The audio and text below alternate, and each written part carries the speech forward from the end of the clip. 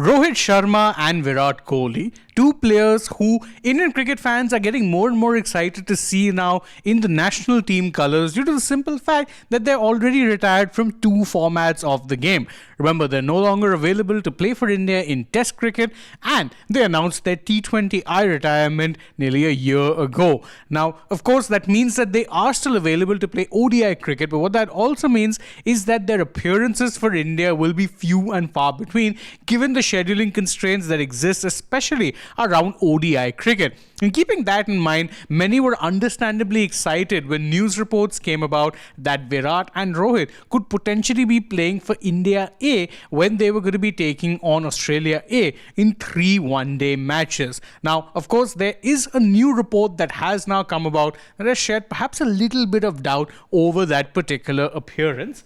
Now, it is worth noting that India A will be taking part in 3 games which will be taking place against Australia A. The dates for those games, as you can see on your screen, are as follows. It is September 30th, October 3rd and October 5th. And the reason that Rohit and Virat were supposedly set to take part in these games was due to the fact that, of course, they haven't played some competitive cricket in quite some time. And they, of course, haven't also played a game for India. The last time that they turned out in the India colours would be during the Champions Trophy, which was many months ago, nearly 7 months ago at this point in time.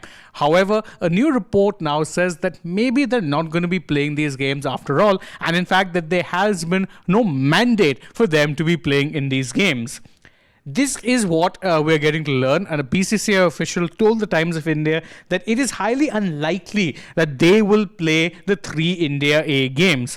No call has been taken on that, and it will not be forced upon them too. And that part is very important. The BCCI is letting them decide when exactly it is that they'll get to play. They will not be forced to play these games, but if they want to, this report adds that they could be participating in 1 or perhaps at most 2 games. They won't play all 3 games either way, but they're not going to be forced to play. If they want to play, they will be allowed to take part in these particular games. Now, of course, as you've seen a lot in sport, as a career is winding down of a particular player, particularly one who's coming to the close of his career in terms of age, it can be a little tough to ensure that you don't get rusty, because on one hand, you have to kind of manage your minutes and ensure that you're not playing too frequently to minimize the risk of fatigue and injuries, but on the other, you need to be playing enough to ensure that you stay match fit. Fitness tests are one thing, but being able to play matches, well, staying match fit, the only way you can do it is if you're playing actual matches, which is why